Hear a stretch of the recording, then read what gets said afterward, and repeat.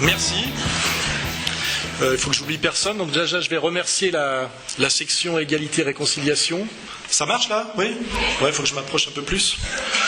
Je vais remercier la section égalité-réconciliation de leur organisation et de leur accueil. Remercier les gars qui font la sécu, je crois que ça fait 5 fois que je viens ici et ils ont toujours été là, très efficaces et très discrets. Je vais vous remercier bien sûr d'être aussi nombreux. Vous n'avez jamais été aussi nombreux, ce qui est bon signe, signe de progression. Je ne vais pas oublier aussi de remercier Manu.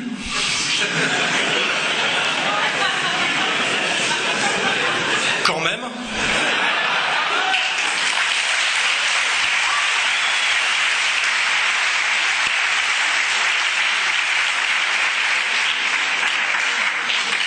Qui nous a fait une très grosse publicité. Alors c'est un côté pénible parce que effectivement c'est tendu. C'est aussi les gens sont parfois tristes pour moi quand ils lisent les articles des magazines, des journaux. Je pense que vous avez vu les trucs, l'Express, Le Point, VSD, il y a tout eu. Hein. Et c'est vrai que heureusement que j'ai des années de pratique parce que ça pourrait être déprimant de lire les saloperies qu'on écrit sur moi et sur Égalité et Réconciliation. Et les mensonges, surtout, incroyables. Et là, je pense que c'est un bon exercice pour que les gens prennent conscience, effectivement, de l'écart abyssal qu'il y a entre la mission, normalement, qui est celle du journaliste, qui est d'informer, honnêtement, et ce que sont devenus les médias dominants. Vraiment, ce sont des usines, maintenant, à mentir et à manipuler. L'avantage, l'intérêt, c'est que visiblement, ça ne marche plus trop, puisqu'il y a un effondrement, comme vous le savez, des ventes de tous ce qu'on appelle les médias mainstream. Je crois qu'aujourd'hui même, il y a une grève de Libé qui veulent la peau de Demorand, je crois. Je crois que j'ai fait mettre un truc sur le site aujourd'hui j'ai mis pute et bientôt chômeur. Parce qu'avant c'était l'un ou l'autre, bientôt ça va être les deux. Donc tout ça est très intéressant, un peu pénible, mais je pense que c'est très utile en réalité pour que les gens puissent juger déjà que je ne suis pas un paranoïaque et un complotiste, mais qu'il y a réellement quelque chose, un drôle de climat en France, beaucoup on va dire de dérèglements, de choses qui devraient fonctionner et qui ne fonctionnent plus. Et surtout, ça me permet de même plus préparer de conférences particulières, parce qu'il suffit de regarder aujourd'hui les événements au jour le jour, et il y a moyen de digresser. Hein. Alors évidemment, le plus gros sujet en ce moment, c'est l'affaire Dieudonné, qui a été un incroyable laboratoire du dysfonctionnement des institutions, du politique et du médiatique. Et ce qui est très symbolique, c'est que ça se fait en plus sous un gouvernement de gauche socialiste, où on voit un ministre de l'Intérieur, c'est-à-dire le chef de la police, ce qui normalement n'est pas très gauchiste, s'acharner contre un comique, il ne faut pas oublier, et un comique très drôle, métis, franco-camerounais, c'est-à-dire un noir, et qui se fait interdire ses spectacles de façon préventive, ce qui en plus ne correspond pas au droit, et surtout qui se fait traiter de raciste, lui qui est un métis, par des blancs.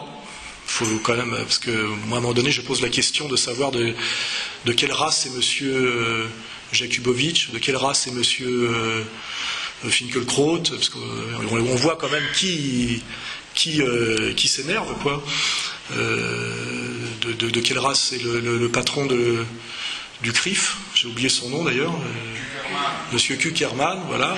Et il me semble que ces gens-là sont des blancs européens qui s'acharne sur un comique noir, qui est drôle et qui essaie de faire rire sur des sujets effectivement tendus, mais le rire est en général quelque chose qui désamorce la violence. Hein. On n'a jamais vu en général des gens frapper et rire en même temps, enfin, sauf chez certains psychopathes. Et on vit tout ça dans la France des droits de l'homme, de la démocratie avancée, sous un régime de gauche, avec des médias, des politiques qui montent à la tribune pour vous dire, avec le mot haine qui revient en permanence, comme si on parlait à des enfants de CP ou de CE1, quoi, je ne sais pas comment on dit aujourd'hui d'ailleurs, de la petite classe, alors qu'on est censé, ce sont des ministres qui s'adressent à des adultes. Ce qui veut bien dire qu'ils nous prennent totalement pour des imbéciles, C'est quand même très méprisant d'oser nous penser qu'ils vont nous faire croire ça et nous passer en force. Et cette soumission totale des médias dominants, ce qui est très intéressant, c'est de voir que...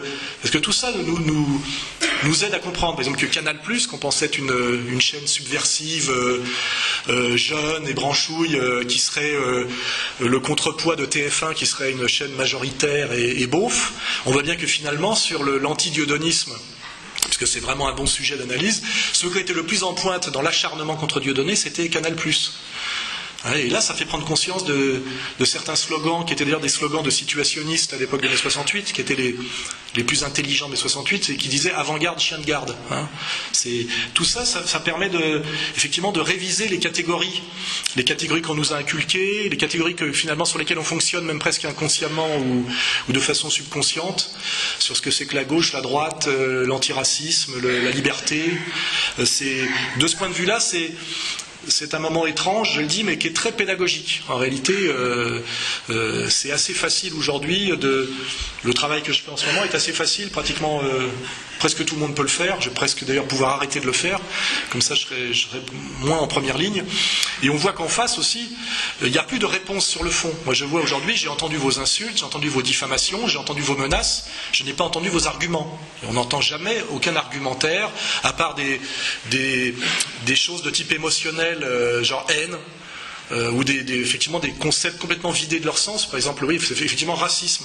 On n'arrête pas de répéter Dieudonné accusé de racisme, et on se dit attends, c'est un noir que des blancs accusent de racisme, et des blancs qui se réclament d'un pays qui s'appelle Israël. Est-ce que je vous fais un dessin qui n'est pas le parangon de l'antiracisme contemporain, Donc on est vraiment dans une situation d'inversion de toutes les valeurs, avec un passage en force qui a un côté à la fois grotesque et un côté triste, parce que ça se passe en France, chez nous.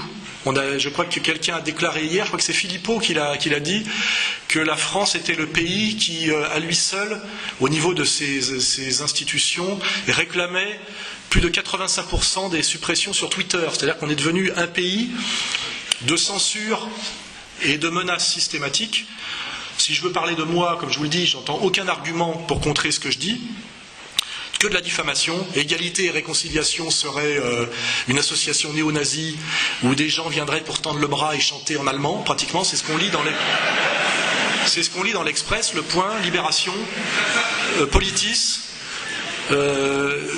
Alors qu'il suffit de faire un contre-champ, de regarder la salle, notamment à oser dire ça, le type de l'Express, je ne sais plus si oui, c'est l'Express, est venu à Marseille, où j'ai quand même fait une allocution dans une salle devant 1000 personnes dans le 15e arrondissement de Marseille, pour ceux qui ont un peu de culture sociologique, ça s'appelle les quartiers nord, et le journaliste prétend que j'ai été accueilli avec des bras tendus.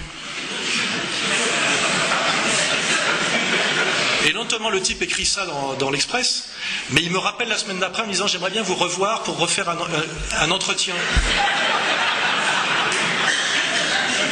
Les mecs ont perdu tout sens commun, tout sens de la morale élémentaire, enfin c'est inouï. Et parallèlement à ça, je le disais, aucun argument, du mensonge lourd et systématique, de la menace bien évidemment, et je vous le dis en ce moment, 12 procès, 12. C'est-à-dire que chaque fois que maintenant j'ouvre la bouche, on verra d'ailleurs demain s'il n'y a pas une plainte qui est déposée, plainte systématique d'associations qui, quand on regarde, ne représentent qu'elles-mêmes, c'est-à-dire avec des coquilles vides. Quand on voit la LICRA organiser une manif, il y a 12 types, c'est vrai, 12, en général d'ailleurs d'un certain âge. On a vu des photos incroyables de manifs soi-disant antiracistes où il n'y a pas un noir, pas un arabe. D'ailleurs, c'est facile à dire. Vous regardez l'organigramme de la LICRA, on l'a mis en ligne plusieurs fois. C'est quand même quelque chose qui prétend lutter contre le racisme et l'antisémitisme. On verra pourquoi on pourra parler de pourquoi ces deux termes sont systématiquement accolés. Parce que si l'antisémitisme et du racisme, pourquoi faut-il deux mots? Parce que ça veut dire lutter contre le racisme et le racisme. Donc ça, c'est un vrai sujet aussi. Et on voit là qu'il n'y a que des blancs, ni un noir ni un arabe. On ne fait même pas l'effort de mettre des Malek Bouti ou des... Pourtant, il y en a qui se proposent, ça on le sait, pour tapiner et toucher un petit billet. De ce point de vue-là, on peut être antiraciste. Il n'y a pas de couleur.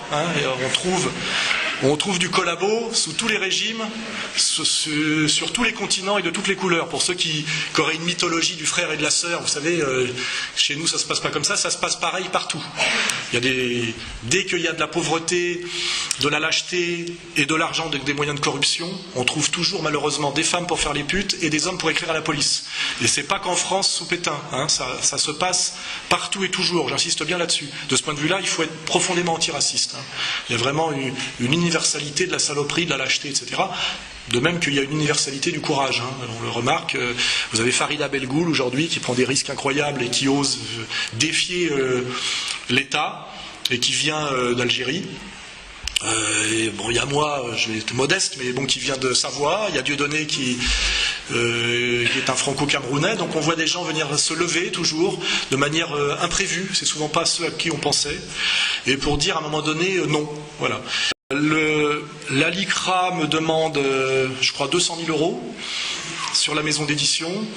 Et là récemment, l'UEJF et une association qui s'appelle J'accuse. Et quand vous regardez ces trucs-là, c'est des coquilles vides où il n'y a personne, mais qui touchent des subventions de l'État, c'est-à-dire de votre argent, de millions d'euros par an. Hein. Donc on est vraiment dans une espèce d'une manipulation intégrale. Il faut savoir que des associations comme SOS Racisme, on ne sait plus. Hein. C'est même pas moi qui le dis, c'est Finkielkraut maintenant qui dit que SOS racisme c'était pour faire perdurer le racisme. Ce qu'il dit pas, c'est que c'est lui qui est à l'origine de ce truc-là. Ça, il oublie de le dire. Hein. Il était parrain des SOS racisme. Ça, ces gens-là ont la mémoire courte quand ça les arrange. Ils sont sur la mémoire, mais c'est une mémoire à deux vitesses.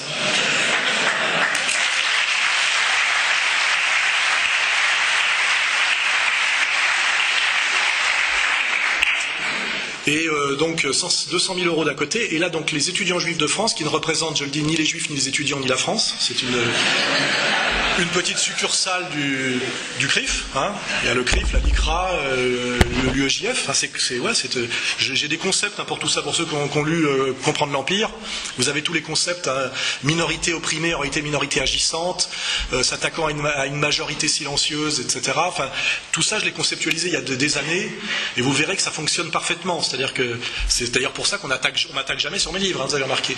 Je suis tout sauf quelqu'un qui écrit des livres. C'est assez bizarre, c'est que ils ont tous sorti mon CV récemment, tous les médias.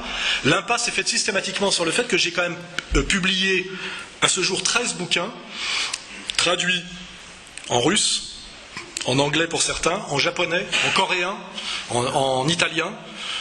Mais ça, on fait l'impasse dessus. Et à Comprendre l'Empire, qui est quand même le livre qui permet le mieux de comprendre ce qui se passe en ce moment, qui a passé les 70 000 exemplaires en France, ce qui est quand même des tirages et des ventes, parce que le tirage c'est autre chose, qui sont 14 fois supérieurs aux ventes des 4 derniers livres de M. Bernard-Henri Lévy.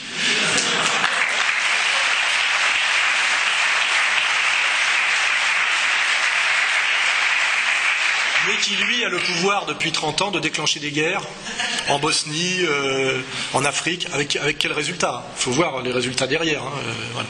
Donc on est dans ce truc-là où des associations communautaires qui ne représentent qu'elles-mêmes et qui font sans doute beaucoup de tort d'ailleurs aux gens au nom desquels ils parlent, parce que c'est là où il ne faut pas se faire piéger, hein, ça je le dis, je le répète. Les juifs du quotidien sont aujourd'hui pris en otage par des associations communautaires qui ne pensent pas du tout à leur, je dirais, à leur sécurité, à leur confort en France. C'est d'ailleurs ce que Philippot a dit, je crois, à Valls, il a eu le courage de lui dire. Il faut être très inconscient, très irresponsable quand on est ministre de l'Intérieur, c'est-à-dire ministre d'État, pour faire croire qu'on serait en France dans une espèce de guerre civile ou de pré-guerre civile entre les juifs et les antisémites. Ça n'existe pas tout ça. Il y a en réalité des Français qui souffrent à cause d'une crise économique, qui sont un peu exaspérés d'un politiquement correct qui devient un système de censure systématique et de pensée obligatoire sur certains sujets.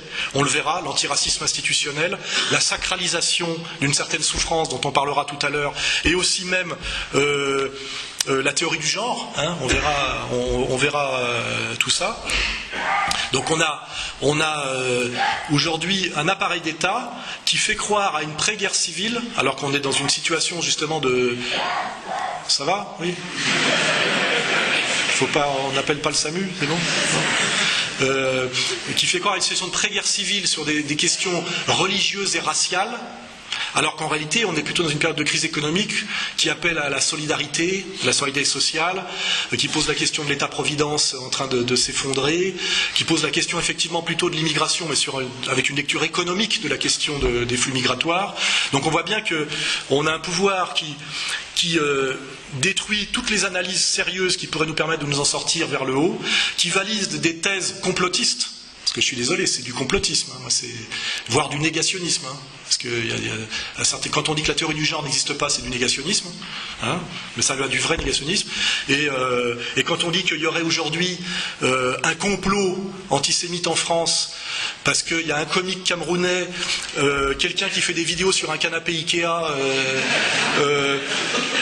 c'est du complotisme délirant, hein. Voilà. Par contre, ce qu'on voit bien, c'est des politiques entièrement soumis à une instance qui s'appelle quand même, je crois, le CRIF, qui donne des ordres, et des médias qui obéissent. Et ça, on le voit. On voit cette espèce de pyramide qui s'est mise en place, où un monsieur Kuckerman, qui est, je crois, un retraité de la banque Rothschild d'origine polonaise, j'ai rien contre lui, mais démocratiquement et au niveau de sa représentativité, il ne représente rien en France. Il a été élu par personne, et même selon ses propres concepts à lui, il représente 1/6 d'une communauté qui représente 1% de la population française, et qui, je crois, n'a pas de problème d'intégration ou de problème de niveau de vie. À la limite, tout va bien pour eux, et qui exige en permanence que l'appareil d'État se mette au service de sa vision du monde et de ses lubies, qui vont à un moment donné jusqu'à décréter qu'un geste de potache voudrait dire la volonté de sodomisation de victimes, etc. Enfin, c'est-à-dire un truc qui sent plus le délire de pervers sexuel que d'analyste politique sérieux. Et ça, on nous le vend comme version officielle pendant des jours et des jours. D'ailleurs, bon, ça c'est Jakubowicz qui nous l'avait vendu, mais je pense qu'il travaille en tandem, et même Kuckerman est revenu en arrière là-dessus, parce que, à cause de ces déclarations intempestives et délirantes, des jeunes gens qui étaient garçons de café ou étudiants se sont fait agresser, certains enfermés dans des coffres de voitures, ce qui normalement est passible des assises, hein. Et tout ça téléguidé par des gens, JSS News, monsieur El Fassi, qui se permettent de faire des listes de citoyens français à ratonner, qui le font. Ces ratonnades ont lieu, et ces personnes qui sont des binationaux, mais qui sont des Français sur le territoire français, ne sont pas interpellées. Imaginez que moi je me permette de faire le 10e de ça, je serais déjà aujourd'hui en prison. Vous voyez ? Il faut se poser la question du dysfonctionnement total de la loi française, de l'appareil d'État, du deux poids, deux mesures, selon qu'on soit un citoyen français ou quelqu'un qui se réclame ouvertement d'Israël. Parce qu'aujourd'hui, ceux qui attaquent Dieudonné ou moi, ce n'est pas des Français d'origine juive qui réclament qu'on respecte leurs droits citoyens, qui est, je vous le rappelle, la citoyenneté pleine et entière, ce qui est le cas, et la liberté de culte. Jamais ça n'a été discuté par personne, et surtout pas par moi. Ce sont des gens qui, directement, se réclament du suprémacisme sioniste pour châtier des insoumis qui auraient été, comment dirais-je, des insoumis à Israël, et des gens qui auraient été blasphématoires sur quelque chose qui tend à devenir une nouvelle religion qui s'appelle la Shoah. Et ça, c'est des vrais sujets. Et ça va m'amener à une autre articulation. Donc, je n'avais pas fini ma digression. Les étudiants juifs de France me demandent, je ne vais pas dire que 150 000 euros. 150 000 euros, hein. Je gagne 3 500 euros par mois, une fois mes impôts payés, et encore, je ne suis pas sûr, c'est peut-être moins que ça. 150 000 euros pour avoir fait ça, il y a 2 ans, devant l'équivalent des colonnes de Buren à Berlin, pour faire plaisir à une copine sur un smartphone. Vous voyez, j'ai fait des quenelles partout d'ailleurs, je passe mon temps à faire des quenelles depuis des années, ça fait... C'est vrai, ça fait depuis 2005 qu'on fait des quenelles. La quenelle était sur l'affiche de la liste antisioniste. À l'époque, ils n'avaient pas eu l'idée de nous dire que c'était un signe nazi inversé. Ils ont sorti ça récemment, parce que pour essayer de bloquer l'hémorragie de quenelle. Et ce qui est dingue, c'est que quand ces cerveaux malades, parce que moi c'est ça, j'appelle ça des cerveaux malades, ont décidé, on va dire que la quenelle, qui est c'est pour ça que maintenant je fais le bras d'honneur, est un bras d'honneur doux, hein, un bras d'honneur souple et délicat. Oui, c'est plus doux ça que ça, parce que là c'est vers le bas, c'est mou, donc ça fait moins mal. Alors, ils disent, on va dire que c'est un signe salut nazi inversé pour sodomiser les victimes de la Shoah, et tous les médias et tous les politiques le répètent en chœur. On écrirait ça dans un roman de politique fiction, on dirait que c'est dérisoire, enfin c'est ridicule, ou alors on serait dans une dictature africaine du temps de Amin Dada ou de Bokassa. Non, c'est en France en 2014 et ça nous est vendu par TF1, France 2, etc. Et là, c'est... Oui, parce que eux le disent, bon, c'est déjà délirant, mais c'est repris en cœur par tous les politiques et par tous les médias mainstream. C'est quand même... Et ça va jusqu'à faire que Dieudonné est interdit de séjour en Angleterre. Non, mais ça va très mal et très loin. Alors, il y a un côté grotesque et un côté inquiétant. Hein. Et moi, donc là, je me retrouve avec l'association des étudiants juifs de France, que je poursuis d'ailleurs moi, parce qu'ils avaient dit que j'armais les terroristes islamiques. C'est vrai, non, ils l'ont dit. Hein. Ces gens-là pensent qu'ils peuvent se permettre de dire n'importe quoi, du moment qu'ils sont couverts par leur origine communautaire et par leur allégeance à un État étranger. Voilà. C'est le climat. Et effectivement, ils le pensent pratiquement à juste titre, car ils ont le droit à peu près de tout se permettre. Moi, je suis convoqué là chez un juge d'instruction, parce que M. Aziza, je te veux si tu veux de moi, donc c'est... Je veux dire...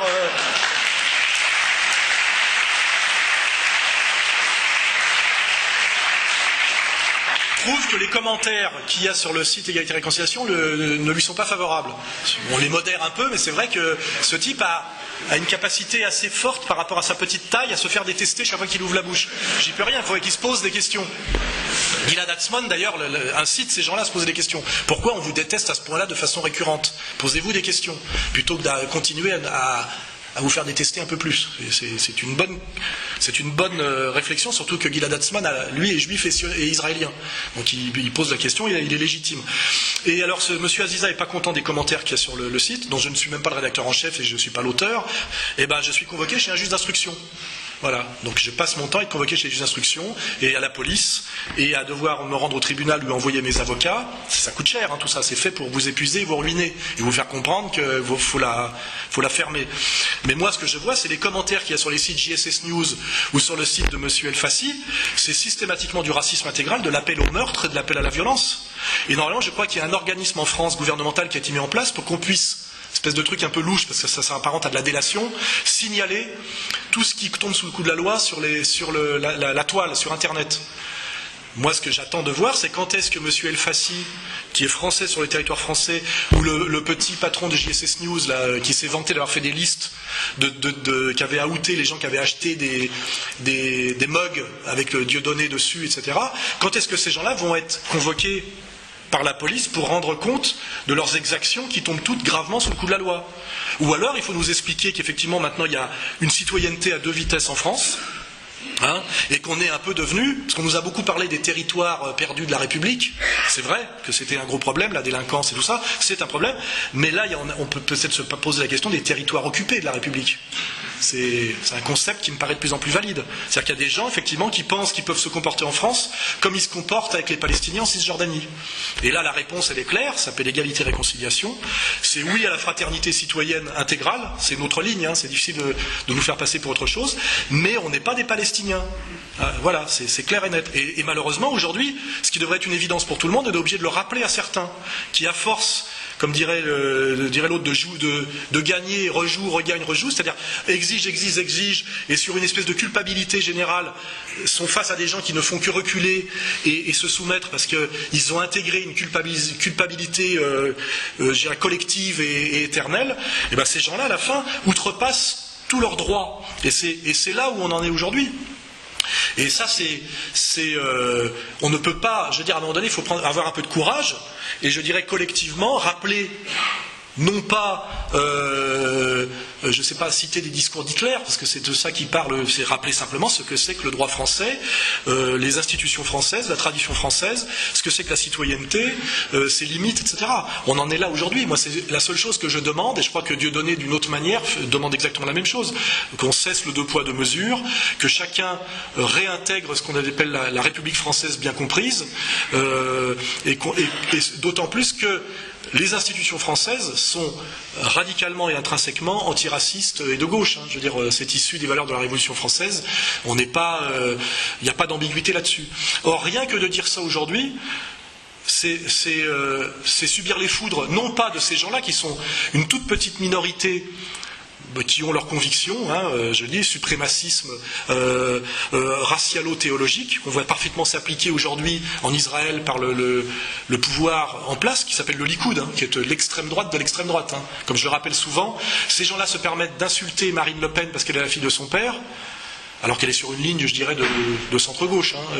Mais eux se réclament ouvertement en même temps d'un régime qui ferait passer Le Pen en Israël pour un type d'extrême gauche, en gros. Et c'est ça qui est inouï. C'est que c'est des gens qui se réclament de ce pays étranger qui nous accusent de choses qui sont absolument incritiquables. Et le meilleur exemple, c'est sans doute Arnaud Klarsfeld. Arnaud Klarsfeld, qui est membre du Conseil d'État, on découvre qu'il touche 7 000 € par mois pour ne jamais y être. Donc là, on a vraiment une captation de privilèges d'État pour une communauté qui, effectivement, se croit revenue sous l'Ancien Régime. Donc le type, il touche 7 000 € par mois. Il est binational franco-israélien. Il fait son service militaire et il est fier de le faire et il l'annonce chez les gardes frontières israéliens. C'est des gens qui humilient en permanence les femmes et les enfants au checkpoint. C'est même pas glorieux comme rôle. Et en France, il revient et il décrète que Dieudonné n'a plus le droit de s'exprimer parce que selon lui, il serait raciste, alors que c'est un métis de gauche comique face à un type qui soutient ouvertement le Likoud israélien. Donc là, on ne peut pas faire plus dans l'inversion de toutes les valeurs, et qui exige à un moment donné qu'on l'empêche de s'exprimer sur le territoire national dans des spectacles comiques. Dieudonné arrive à gagner. D'ailleurs, je félicite le juge nantais qui a eu le courage, effectivement, de se prononcer selon le droit. Et là, on voit qu'en 2 heures, même moins, ce jugement est invalidé par le Conseil d'État. Et le Conseil d'État, c'est un type qui, à mon avis, est un peu juge et parti. Monsieur Stirn, qui en plus, je le dis, a dû avoir une telle pression que je ne vois pas comment il pouvait faire autrement. Enfin, il s'est soumis contre tous les principes et contre la loi. Et je pense d'ailleurs que tout ça va laisser des traces, parce que la France les élites françaises sont très attachées à la séparation des pouvoirs. Le monde de la justice est très attaché à ses prérogatives, et je pense qu'ils ont dû très mal le prendre. C'est peut-être pas pour rien qu'hier, Dieudonné a gagné à la 17e chambre face à l'UEJF.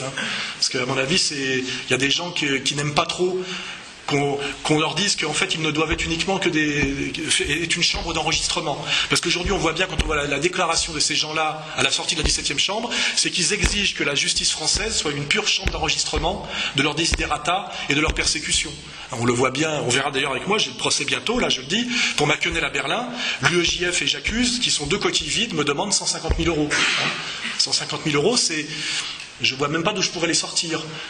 Pour un geste qui, je vais le répéter, est un geste blasphématoire, parce qu'on peut rien en dire d'autre.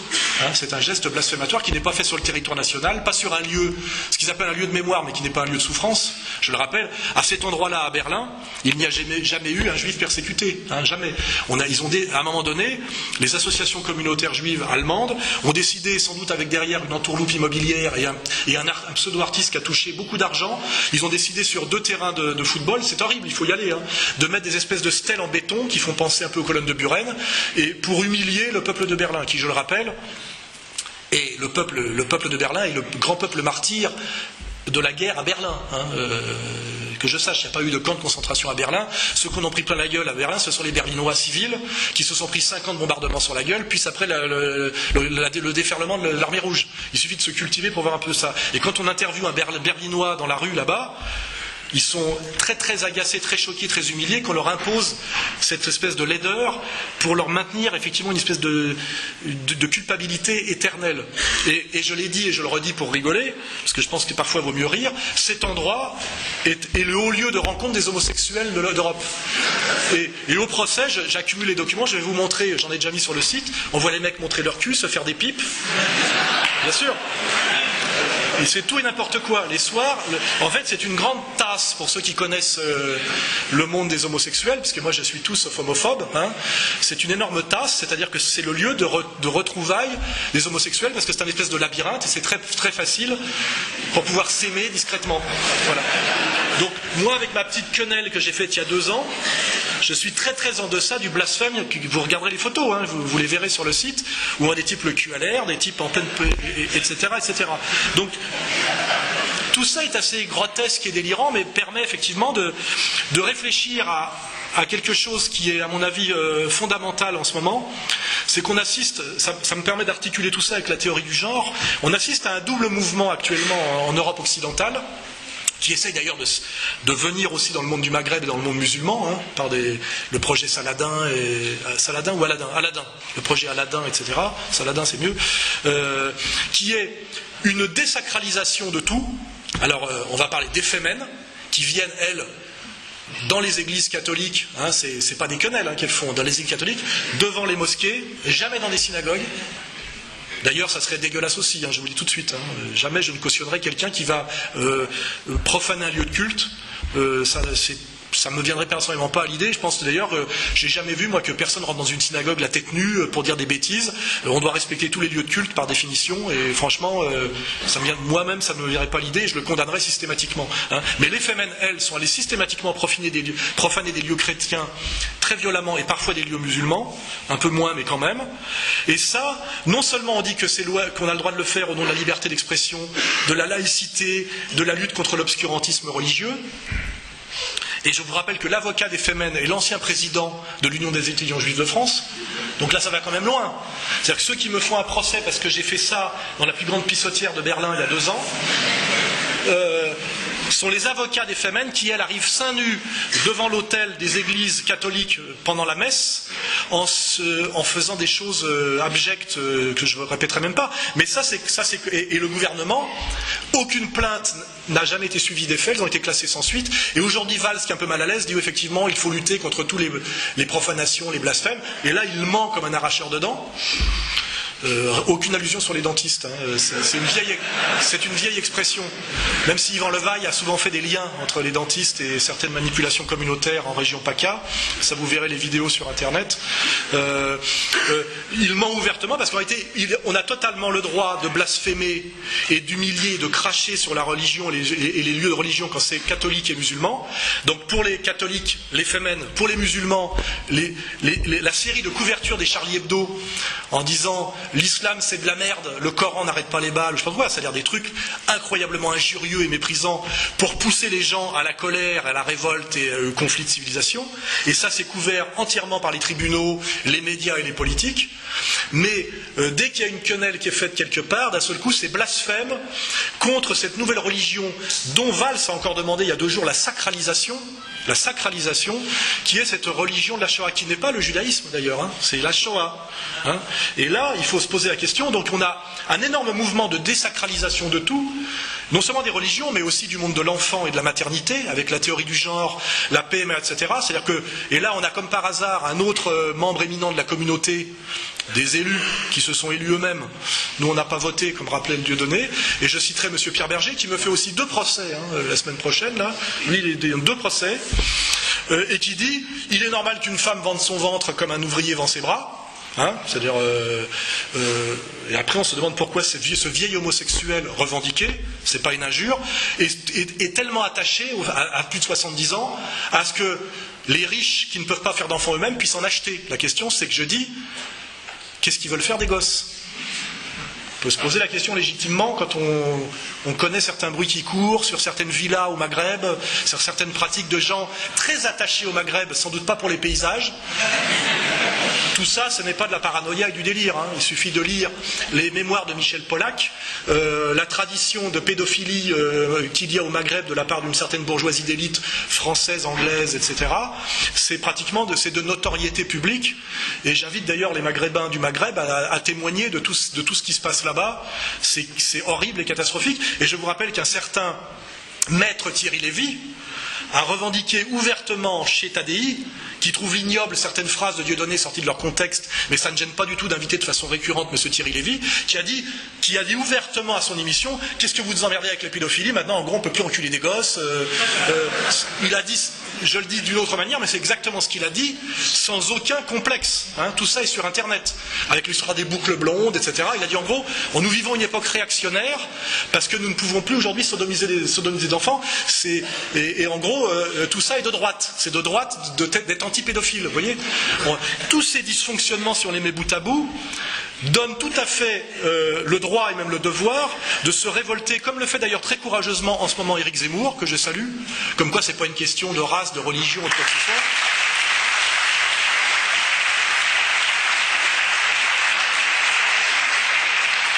Éric Zemmour qui s'est bien tenu sur Dieudonné, il a dit qu'il ne faut pas raconter n'importe quoi contre Dieudonné, c'est reste quand même un comique dont la phrase sortie de son contexte était à situer dans un dialogue avec des gens.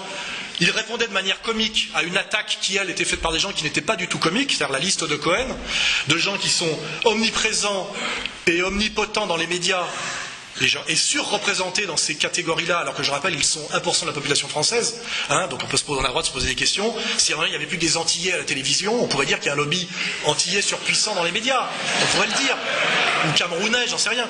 Donc ces gens-là, non seulement dominent outrageusement des secteurs clés de l'idéologie, du pouvoir, etc. Je le dis, jamais chez les pompiers volontaires ou chez les soldats du feu, jamais. Jamais. Ça c'est sûr. Voilà. Et quand on leur répond on répond de manière comique à leurs agressions, qui elles ne sont pas du tout drôles, on se retrouve traité de nazis, etc., etc.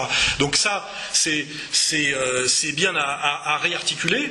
On essaye d'ironiser, comme je le fais en ce moment, sur des gens qui sont d'une très rare violence, dont on découvre finalement la capacité de haine, parce que vraiment, si la haine est quelque part, il suffit de regarder Finkielkraut dialoguer avec Plantu, et on voit où est la haine et où est la névrose, et où est la schizophrénie. Parce qu'on voit bien que finalement ces gens-là sont schizophrènes, parce qu'ils sont dans une logique à deux vitesses, ils sont sur une double éthique, paranoïaques, parce qu'ils pensent que dès qu'on leur dit arrêtez de mettre du phosphore blanc sur les enfants de Gaza, ils vous disent vous voulez rouvrir les chambres à gaz? Non, non, non, arrêtez de massacrer les Palestiniens.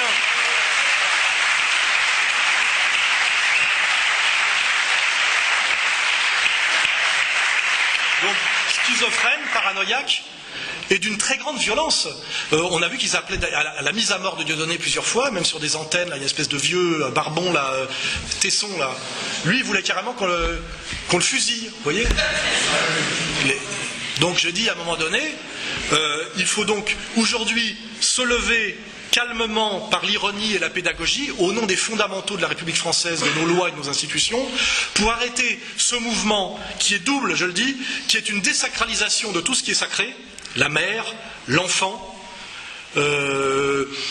la communauté humaine. Enfin, il est fondamental de rester, comment dirais-je, fraternel pour qu'une société fonctionne. On ne peut pas faire fonctionner une société sur la guerre civile. Les gens sont en train de le découvrir en Égypte, en Tunisie, comme d'autres l'ont découvert en ex-Yougoslavie, et comme d'autres l'avaient découvert avant au Liban. Donc, arrêter cette désacralisation de tout ce qui est sacré, et aussi arrêter parallèlement la sacralisation de quelque chose qui est du ressort, dans un sens, de l'histoire, et qui doit être étudié de façon respectueuse et honnête, comme quelque chose qui est l'histoire et qui s'appelle, je le dis explicitement, la persécution des Juifs d'Europe par le régime national-socialiste allemand entre 1933 et 1945. Or, cette question est sortie progressivement de l'histoire pour aller vers une espèce de pseudo-catégorie qui s'appelle la mémoire, qui est en fait la mythologisation d'une période historique par une communauté dans un but d'instrumentalisation qui instrumentalise en fait sur deux voies, c'est rendre incritiquable Israël et rendre incritiquable une domination communautaire de gens qui ne se réclament plus de la citoyenneté française et de l'individualisme, mais d'une communauté, alors que la République française, les institutions françaises ne reconnaissent pas l'existence des communautés, puisque en fait on a aboli les corps intermédiaires à la Révolution française, et que rien ne doit exister entre l'individu citoyen et l'État. Donc il n'y a pas de représentants communautaires, il n'y a pas de communauté, selon l'État français. Or on se soumet aujourd'hui à quelque chose qui se présente ouvertement comme une communauté, qui est le CRIF. Donc tout ça, c'est du dysfonctionnement intégral. Donc cette espèce de sacralisation, effectivement, de la Shoah, qui sert en fait de bouclier, et qui interdit toute critique d'Israël, on le voit, et d'une certaine domination communautaire qui se fait en plus au nom d'Israël, puisque ces gens aujourd'hui sont pratiquement tous des doubles nationaux qui en fait font entièrement allégeance aux valeurs israéliennes et qui aimeraient importer en France les valeurs qui en fait sont les valeurs de l'État israélien actuel, c'est-à-dire du Likoud, autobus selon la race, etc.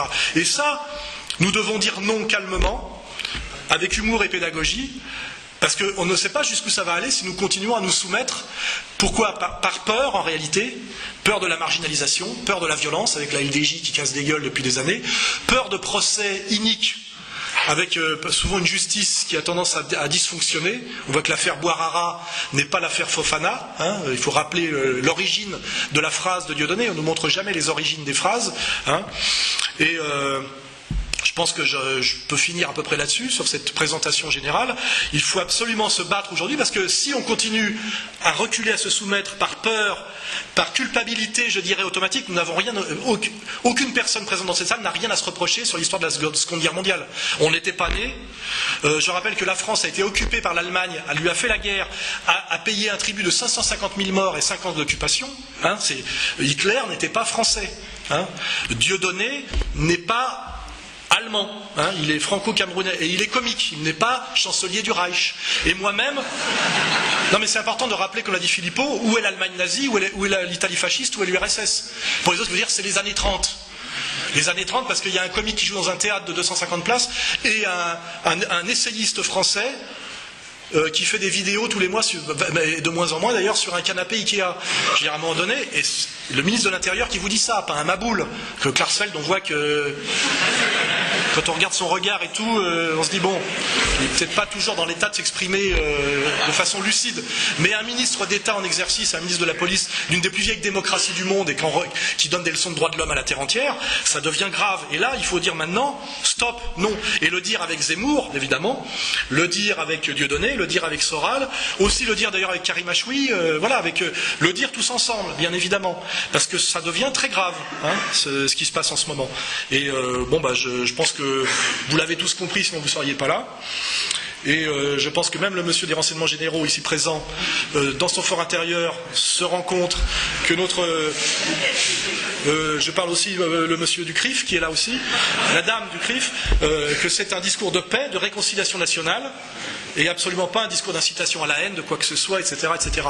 Et je pense qu'il est temps de comprendre que il faut tous marcher ensemble et marcher avec nous, que les autres là nous emmènent vers des zones très dangereuses et qui ne sont pas forcément à terme dangereuses pour les gens comme moi, contrairement à ce qu'on croit. Parce que pour ceux qui ne l'auraient pas compris, je pense que justement le monsieur des renseignements généraux pourra témoigner ce soir dans sa petite note, je suis très populaire en France, Dieudonné est très populaire en France, et les Français sont terriblement agacés de ce qu'ils voient en ce moment et commencent vraiment à comprendre. Et il est temps effectivement de choisir, de faire les bons choix politiques et stratégiques pour tous. Je pense que les jeunes des cités, grâce en partie au travail que j'ai fait, commencent à le comprendre. On les voit chanter la Marseillaise dans les manifs et ne plus insulter les Français de souche en les traitant de tous les noms comme leur avait demandé de le faire depuis des années SOS Racisme. Ils sont sortis de ce piège-là. Tant mieux, parce que j'y ai travaillé, je savais que c'était tout à fait possible et qu'il suffisait de faire la bonne communication et de dire les vérités. Et ça veut dire que ces populations qu'on a voulu marginaliser, qu'on a stigmatisées, Finkielkraut est un spécialiste de la question, finalement, quand on fait le travail honnêtement de pédagogue et de citoyen et de patriote, ça peut très bien se passer, et c'est en train de bien se passer. Donc, de ce point de vue-là, le boulot est fait. Et après, du côté d'une autre communauté, effectivement, des types comme Zemmour sont tout à fait là pour faire le travail. Ils en ont la légitimité. Et il est temps que nous fassions tous ce travail ensemble, car la France, je le répète, est un pays riche, qui a des institutions démocratiques qu'il suffit de respecter, et il n'y aurait été aucun problème pour le vivre ensemble si il y a un peu plus d'intelligence, d'honnêteté, de partage, c'est tout. Il faut quand même le rappeler, la France est un des pays les plus riches du monde. Voilà. Je vais couper parce qu'il y a mon camarade là-bas qui me dit que je déborde. Hein, voilà. Donc...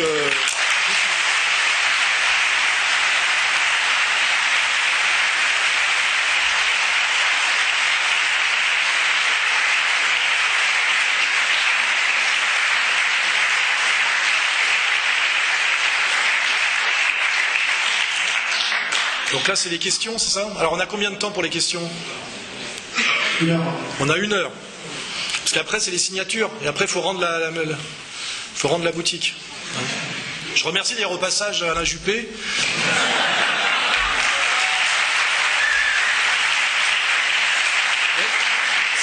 Ça va pas forcément lui attirer ça peut lui attirer des ennuis. C'est vrai que ça fait 5 fois que je viens ici depuis des années et ça s'est toujours bien passé. Et contrairement à Nice où Estrosi m'a pourchassé comme un repris de justice pour m'empêcher de m'exprimer jusqu'au fin fond de la forêt, ici j'ai pu toujours m'exprimer avec la police qui a fait son travail de manière à ce que tout se passe bien. Et l'air de rien, je le reconnais. Voilà, j'ai toujours pu m'exprimer dans de très bonnes conditions à Bordeaux et tant mieux. Hein, tant mieux.